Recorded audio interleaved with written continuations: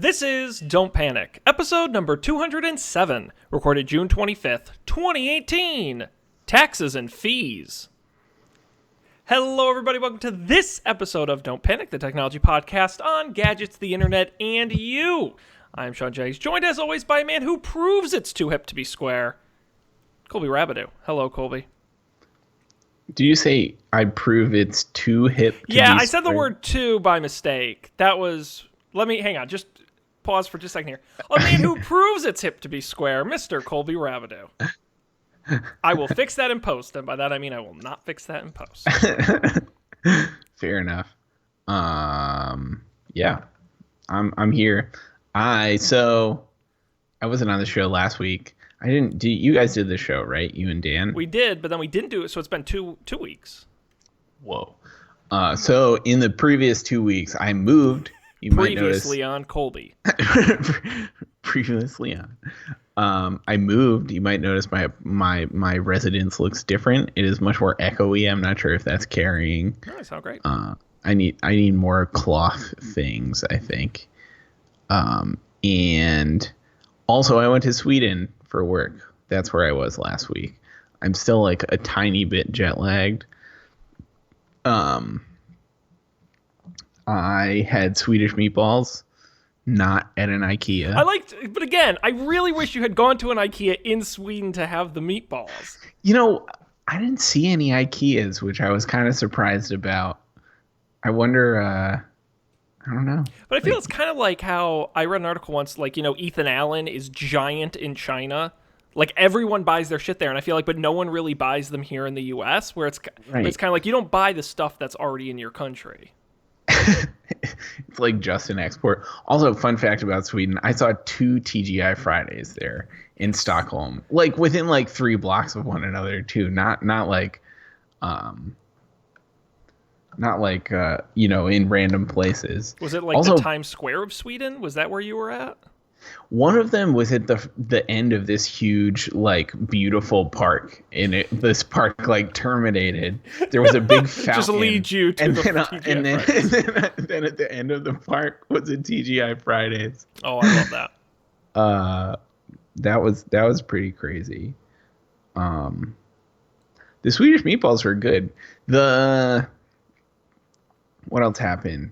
So mostly I didn't do any dumb stuff. So the dumbest thing I did traveling was that I got to the airport and got through security, had some extra time. So I was like, oh, I'll get some euros while I'm here. So I got some euros from the travel exchange. And then I was like getting on the plane and I was like, wait, Sweden doesn't use euros. No!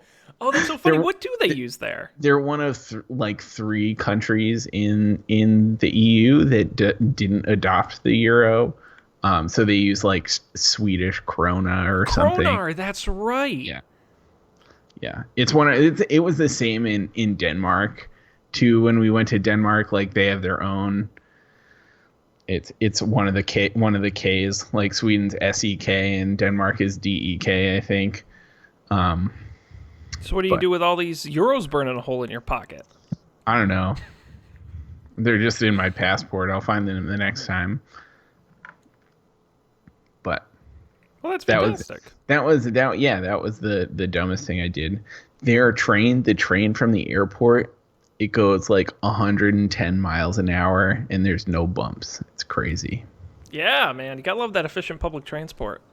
When I got on, I got nervous because the overhead racks, like for luggage and stuff, like they didn't have a lip at the end, and I was like, what's gonna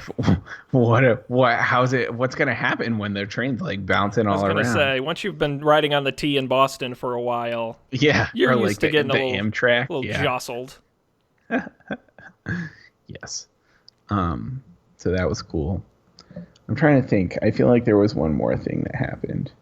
Oh, I went to this museum and the whole museum is this giant like 1600s boat that they like dredged up out of the harbor. It was really cool.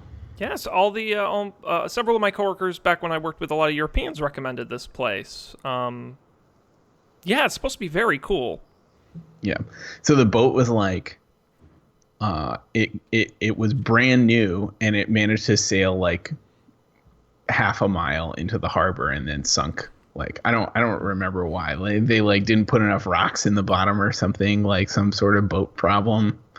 Um, and so I like like a few like 300 years later, they decided to dig it up, and it took them like 20 years or something. But now it's in a museum. That's awesome. I love stories like that.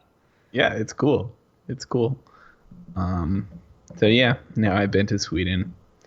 Got some more. Got shaded in more of my Foursquare map or whatever. Did you get to do a lot of touristy stuff, or was it mostly work? No, it was mostly work. We had a lot of like presentations and things. That's mostly what it was. They do like a intro to the company, sort of corporate retreaty kind of thing.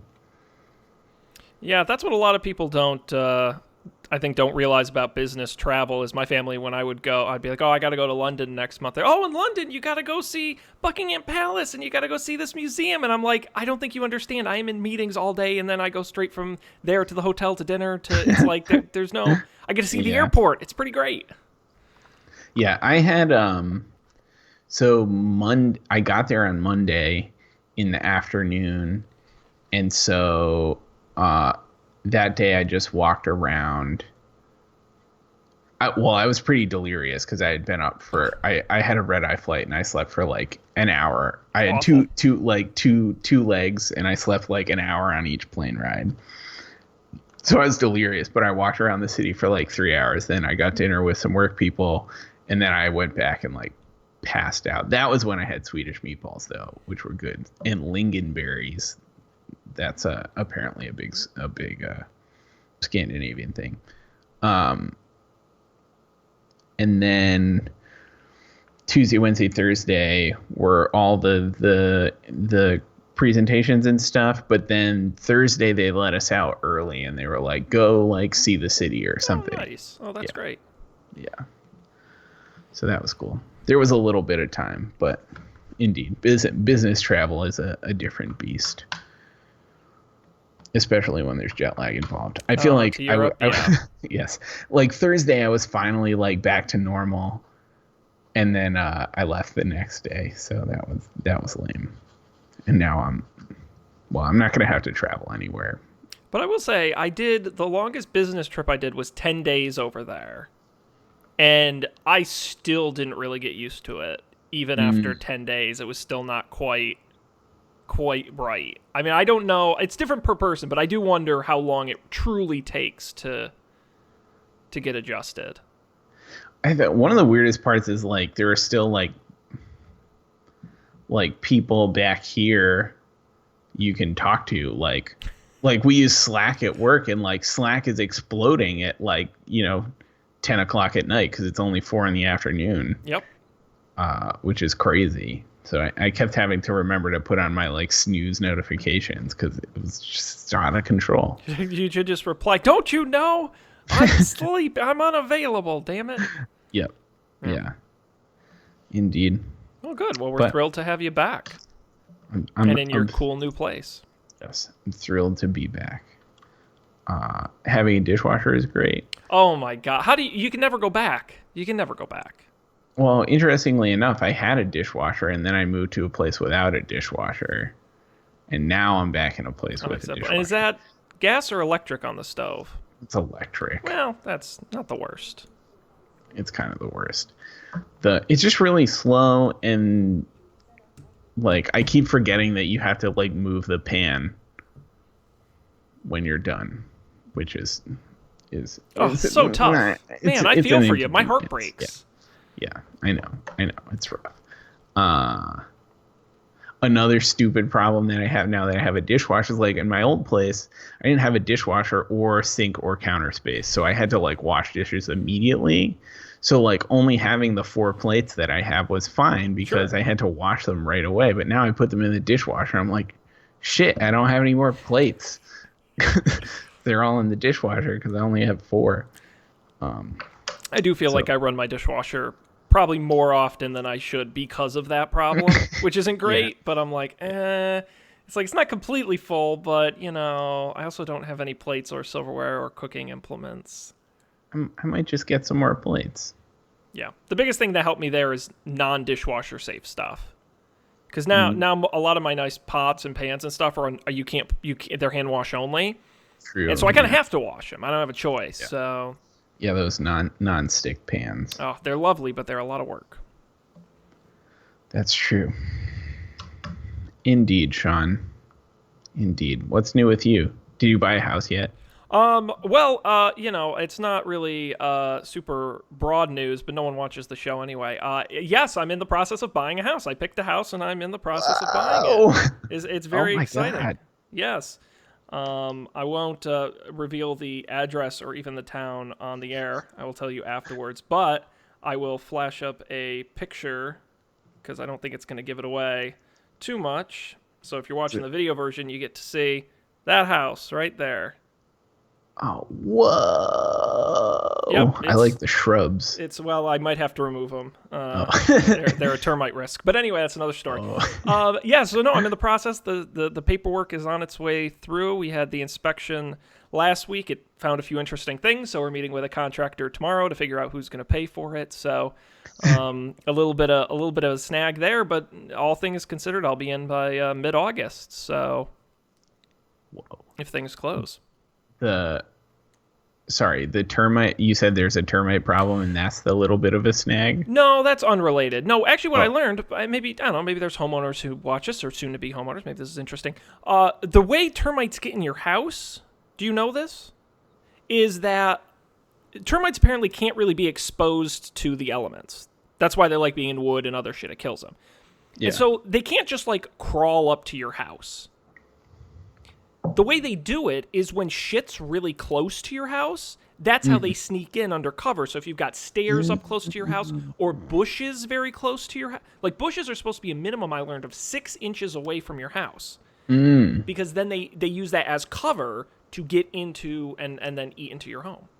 Wow. Yeah. See, I had no idea. I had a very nice inspector. He was wonderful and explained to me. And these bushes are right up against the damn house. So we will see about trimming them back. Well, that's very exciting, Sean. Congratulations. Thank you. Yes, I'm very hopeful. There's a giant crack in the ceiling I have to have the contractor look at. So someone decided to take a chunk out of a supporting wall. So we'll see how big of a fix that's going to be. But other than that, it's moving along. So it is quite exciting. You're becoming a real boy. Well, Colby, you and I with our deluxe apartments here, it's a big commitment, but we'll see how it goes. That is true. That is true. Yep. Wow. When I told Dan how much I paid for it, he was like, "Oh my God, you can get a whole house for that there? I can't even imagine. I couldn't even get a storage closet for that in New York City." And buddy, that's where you live, man. I can't do much for you in that case. That is true. That's for sure. But yeah, so it's all good stuff. It's all good stuff, I have to say. Dan is obviously not here this week. We kind of went a good chunk of the show without mentioning it. But no, Dan is not here this week. He is traveling, having a nice time. I saw he posted a picture from the Napa Valley. So he is out and about and having a very nice time, and we wish him all the best. He will hopefully be back next week. But Colby, why don't we roll into the tech news of the week? We've got some interesting. It's actually a good mix of stories, I think, this week in the rundown. As usual, I take no responsibility for picking the first story. I will secede that right to you. We've got stuff on. We got Venmo, the tax laws, crossplay, Facebook, IGTV, Airpower, Alexa and hotel rooms. We've got all kinds of good stuff in here. Anything worth jumping on?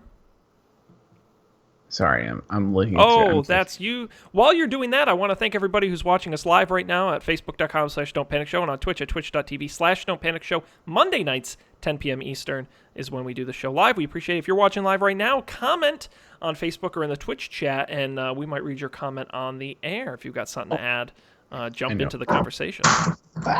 What? I know which one to do. All right. Why? I was wondering about this just today when I couldn't find my Apple Watch charger thing. Like, why is the Airpower thing taking so long to make, Sean?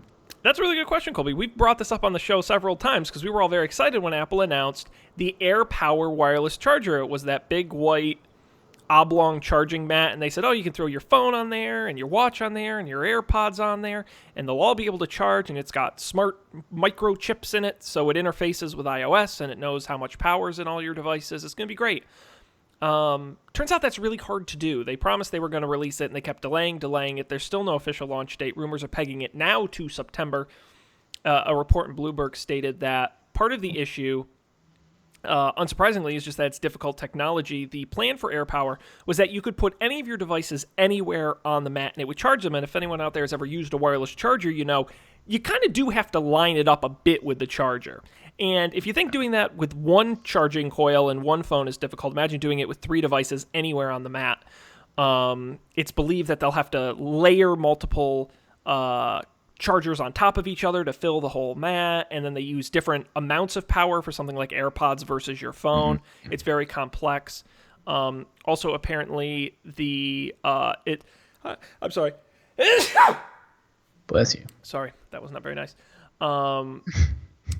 Unprofessional. I'm too cheap for a sneeze button, so you're just going to have to excuse me. Apparently, the Airpower charger will also include a custom Apple chip running a stripped-down version of iOS to conduct on-device power management, and Apple engineers have found a lot of trouble squashing bugs and getting the onboard firmware ready to go. Apparently, they're currently testing it internally, and like I said, September is the target. It's just difficult to do. But, I think this is surprising. Maybe we can chat about this a little bit, but I would say in the last couple of years, Apple's been more aggressive about announcing stuff they weren't quite ready to roll out.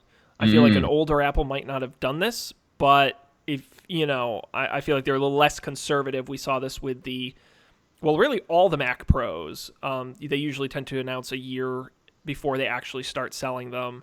Obviously with this, I'm trying to think. HomePod was delayed as well, so I don't think it's necessarily surprising in this day and age of Apple. Yeah. And do you think, obviously we really have no way of knowing if the delays were foreseen and they were we'll fudge the numbers a little, or if or if it truly was unforeseen, they didn't realize how hard it was going to be or something. I guess, I don't know. Well, at work, stuff takes me longer than I thought it was going to take all the time. So, but then again, they announced it without a launch date, so they had to have known something was certainly uncertain about the development of the product. Right. Does seem ambitious. Yeah, I don't know. I guess it's cool. I will say, it didn't stop me from getting a wireless charger. I do have a wireless charger, but I would probably have bought 3 wireless chargers and put them everywhere if I didn't know that this was coming. Yep. No, this is such if this had come out at the same time as the wireless set of phones last fall, they would have just sold a zillion of these. It's absolutely a massive failure. Even not to come out with, as I get the Airpower charging 3 devices is cool, come out with a standard 1-device charger. It's baffling. Why cede all control of this to the Belkins and the Mofis and the Samsungs of the world? It's crazy. Even, honestly, even if they had an Apple Pad that worked with the watch, because the watch will sort of on and off work with some third-party wireless chargers sometimes if the wind is right, but mostly it doesn't. If there was one, even if it was just one device at a time, that would be fine for me. I don't charge my watch and my phone at the same time. Yeah. You're right, Sean. It's crazy. And especially because they announced, I think at the same event last September, that the AirPods were going to get a wireless-enabled charging case, and that also has not been rolled out. And I'm assuming this is part of the reason why, because there's nothing that will really charge it. Yeah. Man. Very, very unprepared. So keep an eye out this September. We'll cover all the big Apple announcements. I broke the screen on my phone. Really? I dropped it. But I didn't break the glass, funny enough. I broke the panel underneath the glass. Ooh. which I literally joked like the day before, man, the glass on this thing is like indestructible, and then I dropped it and broke the panel. I had to go wait 2 hours at the Apple store for them to fix it, but it was covered by AppleCare. But I also learned, I forgot I got the Apple Upgrade program, which is great. New phones in September. What a treat. Oh yeah. And I gotta decide whether or not to go to the X or not. Oh yeah. Thinking about it. God, it's a sexy phone. I like it. I like Face ID. I know some people don't, but I do. I was using my iPad. Well, I was using my iPad when I was traveling because I brought that because that's an excellent travel device. And it charges over USB, and like all the plane seats have like USB plugs now, so it's like what you need. And I kept forgetting. I kept like waiting for it to like just unlock. Why won't you unlock? It didn't. It did not unlock.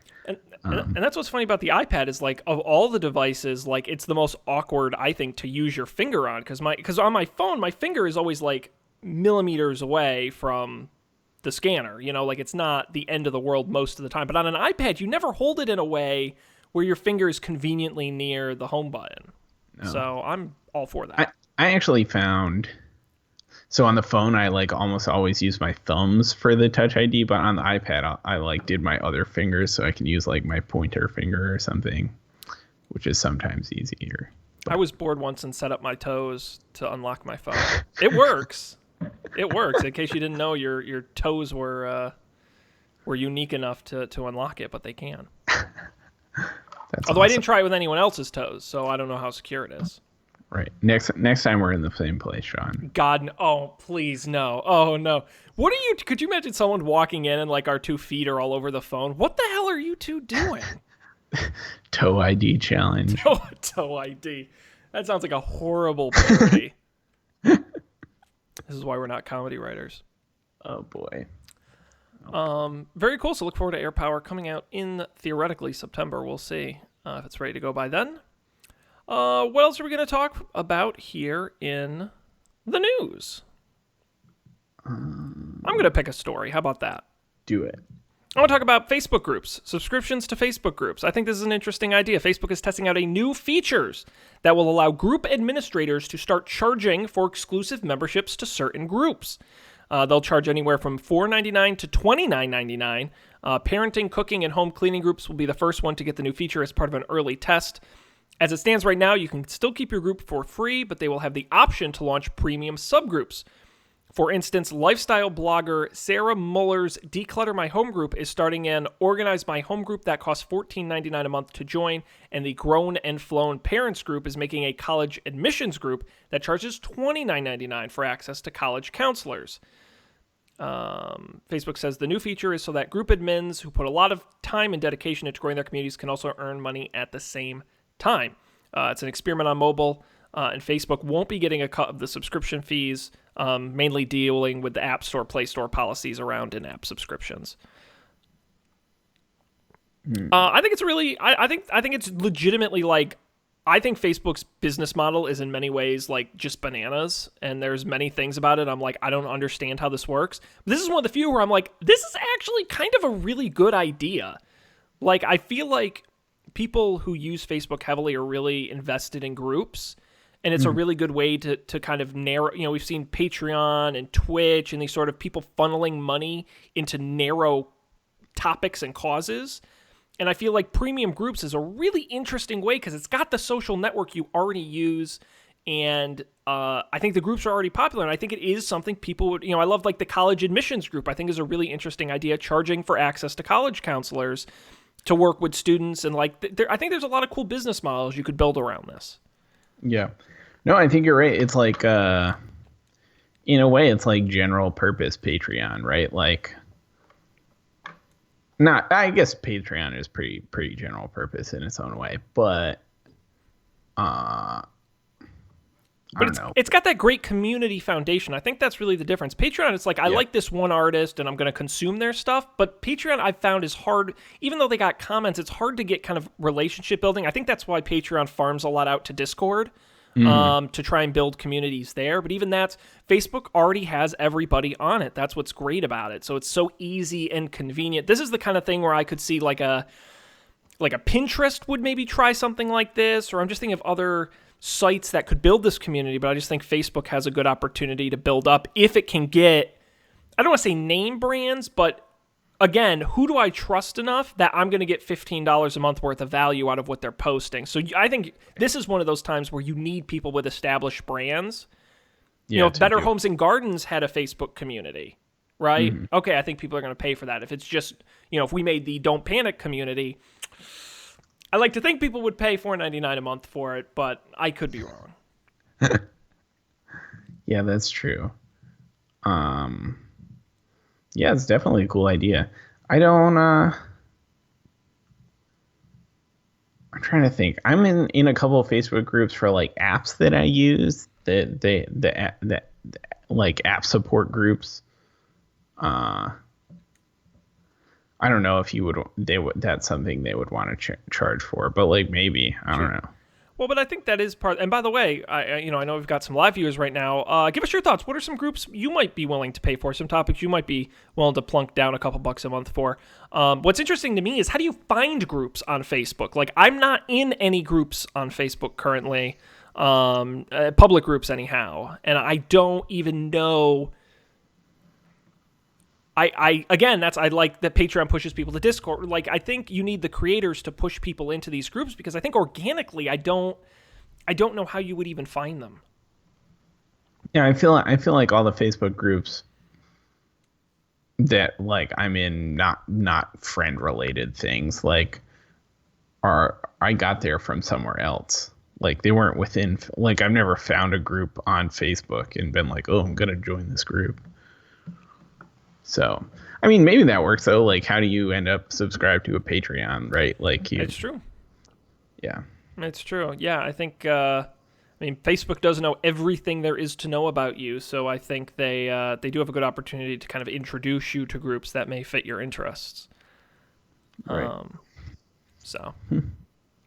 Cool idea. Yeah, we'll have to see where that ends up. Facebook groups going premium. All right, Colby, it's your turn. Ooh, Alexa in hotels. I don't want that. Okay, well, let's. All right. I guess it's the same as my. Yeah, we can't say that. Earlier mine went off. I muted it. We're not saying that word. I'm gonna try very hard to speak around it. She who must not be named. Exactly. Amazon is introducing what they call Alexa for hospitality, a special version of the company's voice assistant that will be distributed on an invitation basis to hotels, vacation rental spaces, and other locations starting today. It will be customized and tailored to each individual hospitality location, so guests will be able to do things like order room service, request a housekeeping visit, or adjust room controls like the thermostat, blinds, lights, etc., using the Echo in their room. They can also ask location-specific questions, such as what time the hotel pool closes or where the fitness center is. Their launch partner is Marriott International. It will be at select Marriott hotels, Westin, St. Regis, Aloft, and Autograph Collection hotels starting this summer. Now, Amazon want to make very clear that recording of Alexa commands are deleted daily. Hotels are not given access to voice recordings, nor are they able to review Alexa's responses to users. Oh, I said the bad word. Hotels can use it to measure engagement through analytics, or customize the deployment by choosing default radio stations or connecting custom skills. It would be cool if you could like order room service. Like, device. I want a cheeseburger. Now. I'm hungry. Actually, weird. The hotel I stayed at in Sweden did not have a phone in the room. So, how would you? I don't think they had room service. And if you needed something, you had to like go down and ask. Well, how big of a place was it? It was like medium size. It was not huge. It was sort of like a I don't know if boutique hotel is the right word, but it was like a little hipster, like sure, like I don't know, hipster tech hotel kind of thing. It's literally right next to the Spotify office there. So um, I don't know. It was fine though. It was like the way I describe it, it's the kind of place that like it didn't really have furniture. It just had a bunch of shelves. I don't know if you've ever stayed in a hotel like that. Yep. It was cool though. Yeah, I'm trying to think. In the last 50 hotels I stayed in, I don't think I've used the phone, so I don't think that's surprising. Right now. Yeah. I think I thought about it so the room didn't have an iron because it didn't have a closet to have an ironing board in. And I did at one point, I almost went and asked, and I might have done it if there was a phone, but there wasn't.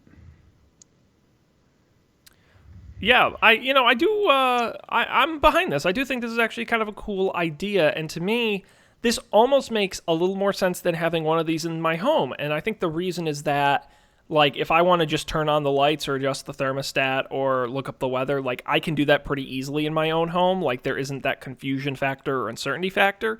But when you can bring in an assistant to help you expedite these activities, especially when you're on vacation and in an unfamiliar place, that's where the value comes in. And I think if they can set this up to work properly, there was a hotel I stayed in one time where the entire room was controlled on an iPad.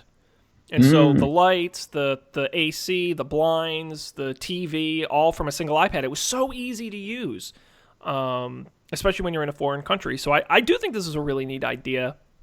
And I think, assuming the integration is easy to use, I do think people would be willing to use it. I don't, you can just hit the mute button if you don't want to participate. I would assume, maybe I'm wrong, if not they should, default mute it when you enter the room, and then you unmute it to use it the first time, which I think would be kind of a fair idea. Yeah. But I think I think it's a good idea. Amazon also says that soon users will be able to temporarily link their own Amazon account with these hotel echoes.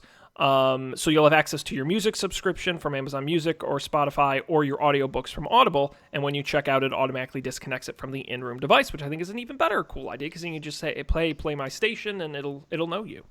That is neat. That's cool. Yeah. I guess I feel less weird about it. Yeah, I mean, I'll be curious how the actual implementation rolls out. I mean, one of my few good Twitter ideas I've ever had that got some pickup was that someone like a Netflix or a Roku or an Amazon should donate a bunch of Fire TV sticks or Roku sticks to hotels. I think hotels are a great place for tech companies to sort of get their products out there, get them in the hands of users, especially those who aren't familiar with them, and so they can see the value. If you're a Hulu or somebody and you want millions of people to try out your product, give it away free in hotel rooms. People got nothing else to do, but hey, a lot of time people are killing time in hotel rooms. It's a great opportunity to let them play with your technology. Yeah, that's true. That's like I feel like I've heard of people who have like a Chromecast that they use purely to like they take it around with them on vacation. And so instead of like worrying about, I don't know, like trying to watch like cable TV in a hotel room, you just pop in your Chromecast and connect to the hotel Wi-Fi. I guess that assumes you can get your Chromecast on the hotel Wi-Fi, but if you can, or does it work? I used to travel with my Roku streaming stick, and they have a special feature designed to let you hook up easily to those password-protected hotel Wi-Fis. I had no idea how it worked, but it did work. And it was very great to travel with. Domestically, internationally, it's a problem because then you can't get certain Netflix shows you Dutch Netflix, and it's a problem. But domestically, it's great. It was a really nice thing to have. HBO does not work in Sweden. Nope. It's the home box office for a reason, Colby. You watch it at home. And homes are only in America. Yes, exactly. None of these. What do they have over there? Yurts? I don't know. That's not very nice. I know we have a lot of Swedish viewers. Don't want to upset them. And thank you, Colby. You can maybe have a look at our next story. While you're doing that, thanks to Donald and Rob and Woj, and just all the great people who are commenting on Facebook. Thank you guys for joining us this evening. If you're new to the show, We appreciate you being here. Yeah, where are we going to go next? We've got, how are we doing on time here? Let's check. We got time for another story. You betcha. Venmo debit cards? Venmo debit cards. Yeah, absolutely. We can talk about this. Venmo. It's that neat service you use to pay your friends when you go out to dinner. Well, now they're entering the real world with a MasterCard. It's similar to Square. Square kind of rolled out a similar thing a while ago, but now it's in... they've been testing it for a while, the physical card. Now it's being rolled out to more users, and it is a MasterCard. So essentially use your Venmo account as a debit account. It's got a secure chip in it, and you'll be able to use it for contactless payments as well. There's no fee for signing up to the card, and it's only available in the United States. But the way it will work is like a debit account. So when you use it, it'll just take it out of your Venmo balance.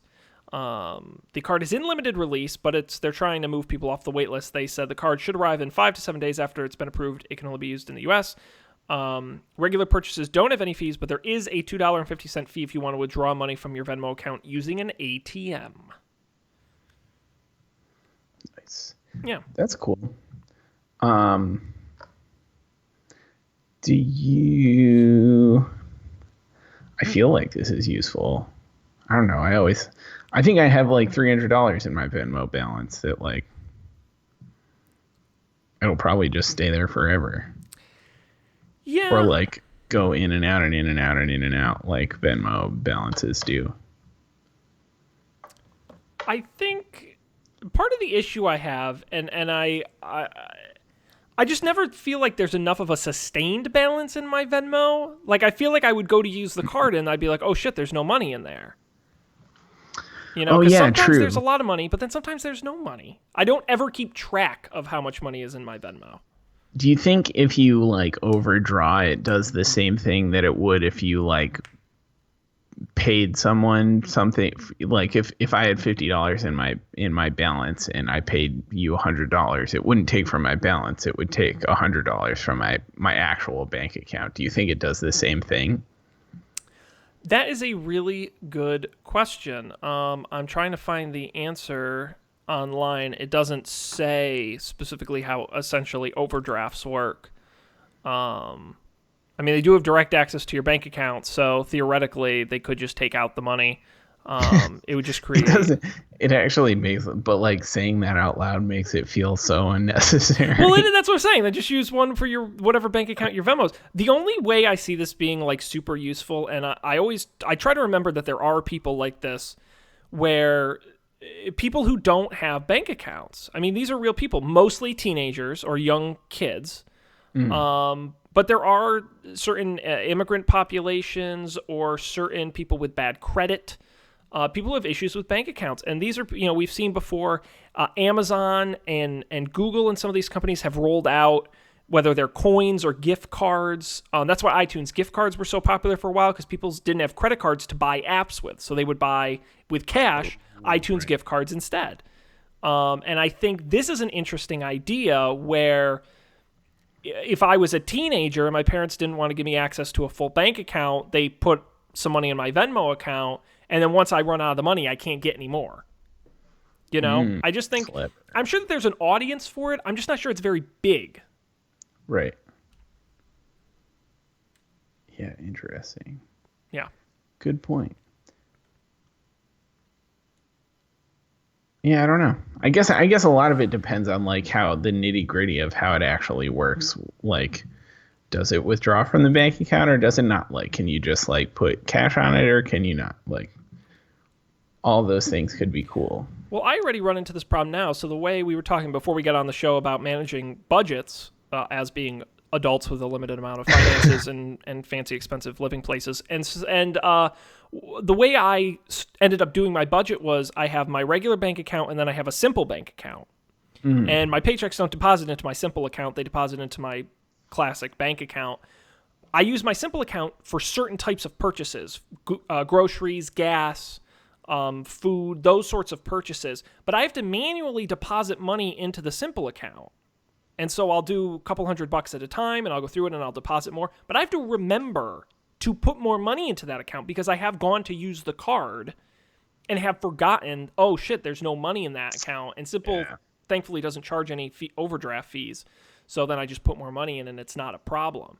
And I use that to separate my expenses for budgeting. But that's kind of what I see the issue with this being, is that because no one's getting their paychecks deposited into Venmo. Like, this isn't, although theoretically, now that I say that, in this new economy, theoretically somebody, especially if you're kind of like in the gig economy space where someone's paying you to do something, theoretically you could transfer a lot of your money through Venmo. Yeah, I mean, you could get paid via Venmo or like Square Cash, right? Yeah. It's not that crazy. Or like, does Square do? I mean, businesses use Square, right? Like, can you have a business Square card? You can have a personal one. I don't know if you can do their cash card for personal use, but that's a good question. I don't know if they have a business version of that. I'm sure they do. Yeah. Because they do microloans now, I think. So I'd assume they do a credit as well. Makes sense. Yeah, this is probably for the hardcore Venmo user. Someone who most of their finances, whether it's paying people or getting money, goes through Venmo. And in that case, I think it makes a lot of sense. Because you're going to keep a hefty balance there. For us, right. Probably not. Actually, like, speaking of not keeping a hefty balance, I've been using Square Cash lately. And one of the great features that they have now that I don't think Venmo does is they have like auto deposit. So like you can there's like a toggle, and like within like 3 days or something, any money that gets put in your Square Cash will get deposited in your bank account.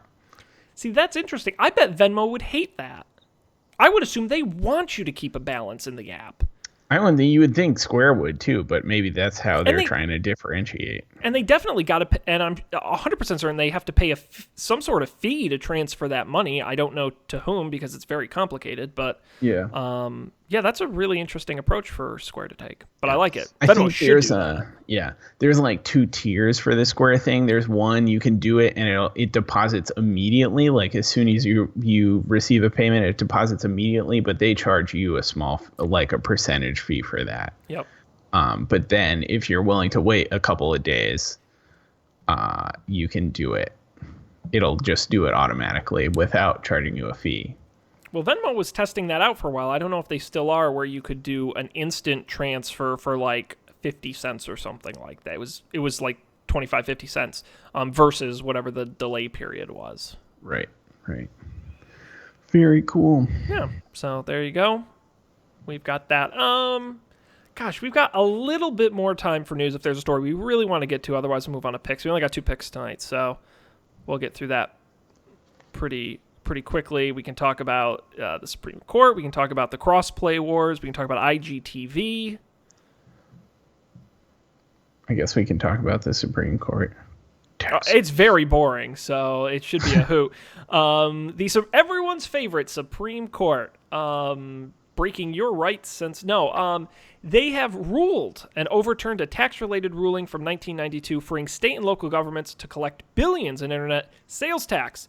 The 1992 ruling from Quill v. North Dakota is what they overturned. It focused on mail order and catalog purchases, requiring that a business must have a physical presence within a state in order to collect state sales tax.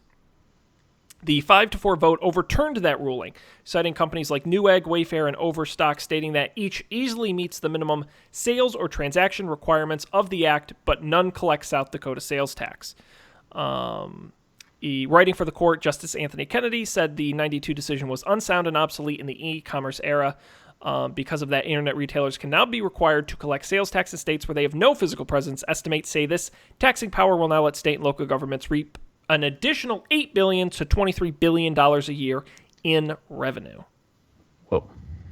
Big money. So basically, Amazon kind of voluntarily has been collecting taxes in most states now, but many people remember many years ago you would order certain products, and if you lived in a state where there was an Amazon warehouse when they didn't have as many, you would be charged tax, and you'd go to a different state, and all of a sudden you weren't charged tax. So it's certainly still the same now, but now it'll be up to individual states to pass certain laws governing this. So it's not like instantly every retailer has to charge tax. It's going to get very complicated, for sure.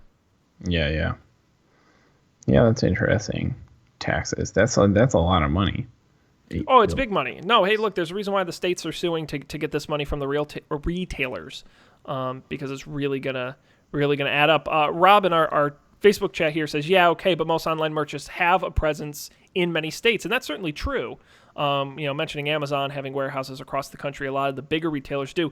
The question is, how does this impact the smaller web retailers? For example, South Dakota passed a law 2 years ago that kind of kicked off this lawsuit, saying that a company must have more than $100,000 in annual sales or engage in 200 or more separate transactions in order to qualify for paying the tax.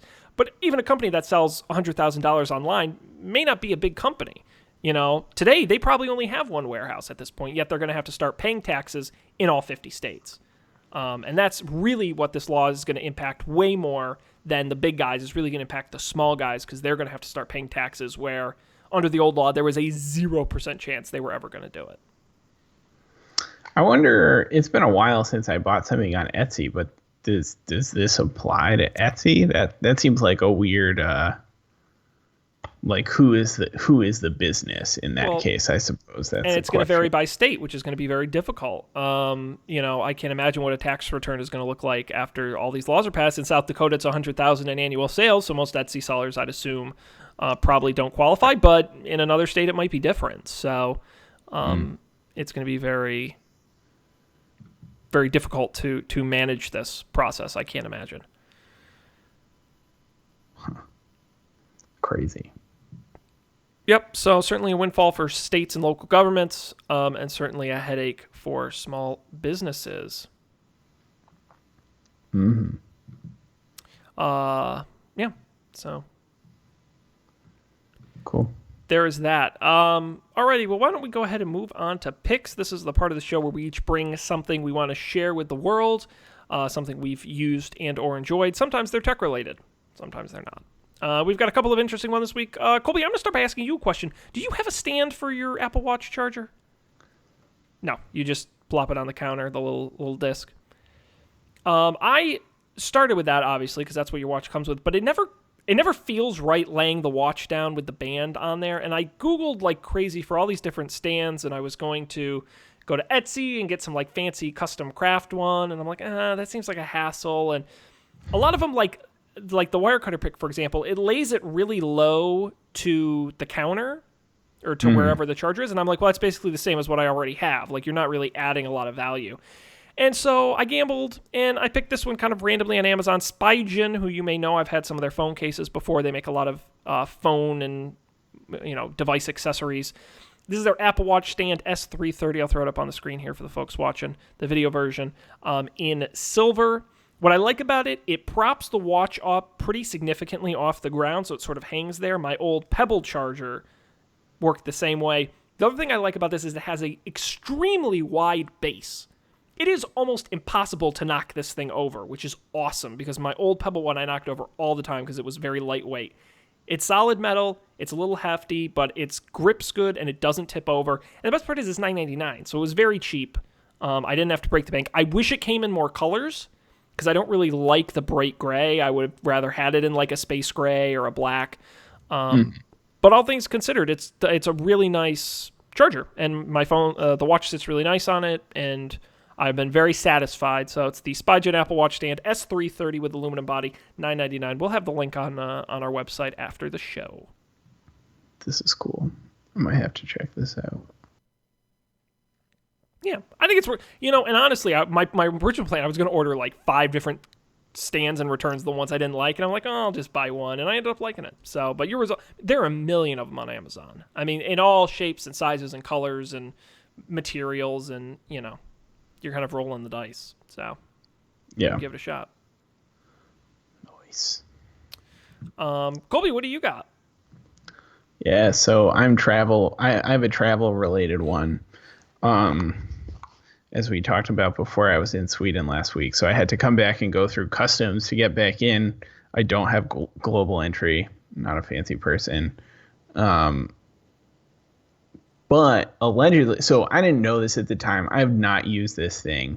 I just feel like I should tell people about it because I didn't know about it. And so I guess like Customs has this it's called like mobile passport app. So I think you can use it if you have definitely if you have a US passport, maybe if you have a Canadian passport, I'm not sure. But it's an app that you download on your phone, And if you've been through customs in the recent past, it's like a two-step process, right? You like get in line and you go to like the kiosk things, and the kiosks ask you the same questions that you just answered on the form that you filled out on the plane. And then it takes a picture of your face and like prints you out a little receipt. And then you get in the next line and you go talk to a person. So this thing lets you skip the kiosk line. And so it asks you the same questions. You like I did some of it. I like played around with it. You like scan your passport and it like just pulls your information off the passport, which was cool. I think it makes you take a picture of yourself too. So you take a selfie. But then instead of waiting in the line with all the gajillion people waiting in line, you go in the special mobile passport line, and there are like a quarter of the people in that line. Purely anecdotally, the one time I've gone through customs in the last 3 years, the mobile passport line was much shorter than the one that I waited in. So if you are coming back into the U.S. and have to go through customs so I don't know if it's at every airport. It might be 25 airports at the moment, but most of the major ones. Right. 25 airports, and also if you're taking a cruise into Fort Lauderdale. So yeah, this is available, and the mobile passport line was drastically shorter than the traditional one. So check it out. Yeah, I mean this is a fantastic idea. It's a little as I'm reading this, I'm like, I'm a global entry member, so which is the TSA pre, but you go the next level where you get expedited customs. I don't even have to do a form because I've already pre-done everything, and they just take your fingerprints and you breeze right through. But this seems almost as fast without having to do all the background check shit you have to do for global entry. But the thing about global entry is if you're getting TSA pre-check anyway, it's only like $20 or $30 more to go to global entry, and it's good for 5 years. Interesting. So it's kind of like I don't understand why they have both. Oh, why they have both? I mean, I guess I do, because a lot of people just don't want the hassle of having to do global entry. Yeah. And anyone can use this, right? You don't have to be pre-check or anything to do it. If I had learned about this like a couple of hours before I did, like I would have been able to use this. As far as I can tell, like it's just they replace that kiosk thing with the app. Yep. So like you still do the same thing where you go and talk to the person at the desk. But I assume the person at the desk can just like pull up your shit on their computer instead of you handing them a receipt or something. Yep. Yeah. Hey, look, anything to make the process. I don't know traditionally how busy Boston gets, but living in Houston, which is a huge international airport, some of the lines for customs are just out of control. So I think this is really neat. I believe it. Yeah, it's available on Android and iOS. Absolutely, the Mobile Passport app, the one officially authorized by Customs and Border Patrol. Check it out. Very nice. Oh boy, a couple of really useful picks. Rarely does that happen. So practical. Wonderful. Well, that I think more or less wraps up the show, Colby. Unless you got anything else you'd like to. No, I haven't watched the Westworld finale, so we can't do a Westworld minute. Yeah, can I be honest with you, Colby? And I kind of clued Dan into this last week, but I haven't seen the last 3 episodes of Westworld because oh my god, I got burned out. Like I literally stopped. Oh, no. I think the last time we talked, so I didn't see the Ghost Nation episode or anything after that, and I am just so fucking burnt out on Westworld. The Ghost Nation one was so good. I know. I will eventually catch up. I'm gonna hold you to that, Sean. But the keyword being eventually. Eventually, I will catch. Right before the season 3 premiere, I will catch up. No, eventually I'll watch them. But it's just I just that show it absolutely kills me. But anyway, no Westworld minute. No, we will begin the wrap up process here. First of all, let me thank everybody who joined us live. It was great. We had a bunch of new folks in the chat room. Hope you had as much fun as we did. Rob and Donald, and there were too many people to remember everybody's name. But thank you for joining us. As I mentioned, we do the show live Monday nights at 10 p.m. Eastern on Facebook and on Twitch, and you can join us in the chat there. If you didn't get to join us live, you can always get the recorded versions on our website, don'tpanic.io. We've got the audio, the video, and our picks are always listed there. So if you don't remember, we'll have the exact links on the website. You can check it out there. You can also subscribe to the show anywhere you get podcasts, Apple Podcasts, Overcast, any of those apps, we're there. And you can get the video version on YouTube as well. Subscribe there. And you can contact us at Don't Panic Show on Twitter, and you can email us don'tpanicshow@gmail.com. Let's see. What else am I forgetting? I will very briefly plug Up for Debate, the show I do with Matt. We just did an episode this past week all on the great outdoors and fun activities you can do outside. Camping, fishing, hiking, hunting, the whole 9 yards. We talked about it. Basically, we don't know anything about any of it because we don't go outside. So it was a real hoot. It was a lot of fun, so check that out. And then later this week, we'll be doing an episode where Matt and I share our favorite TV commercials, which should be fun because he's going to pick all the fun ones from the 90s we remember as kids, and I'm going to pick all the weird, obscure ones from the 60s and 70s. So it'll be an interesting mix. That show is at upfordebate.tv or wherever you get your podcasts. As I said, we'll be back next Monday. Dan will be rejoining us. We'll have the full crew here to break down the week's tech news, and we'll banter a little bit. We'll hear about Dan's trip as well. On behalf of Colby, I'm Sean. Thanks, everybody, for joining us. We'll see you next time for more good times of tech news here on Don't Panic.